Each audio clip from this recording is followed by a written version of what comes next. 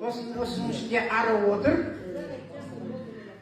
Ол кісі 8-ден өткені қыры асып кетеді.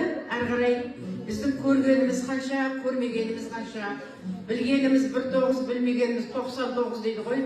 Сол 99 түрлі сырдың иесі ерекше.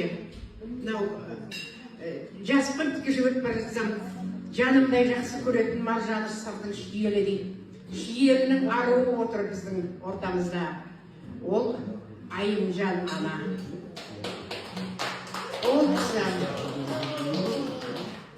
аяулы ана, жақсы дос, қазіргі технологияны тиктокты жақсы меңгерген, жазушы, журналист, әнші, сазгер, композитор деп орысшаламаңдар қыздар, қазақшасын айтамыз.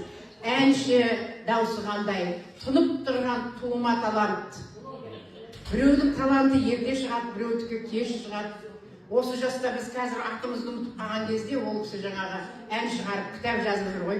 Сол Айымжан бастаған мына топтағы қыздарға Айымжан, Сәрсенкөл, Олтай, бәрі подругалары ғой, Шариякөл, Ырысты деген қыздарға Әшіргүлге артынан бөлек берем ба деп өйткені үстінен жауыр түсті, маған сөз бермедім, кетем деген. Сен шығамады, сосын айттырмын. Келіңіздер ортаға.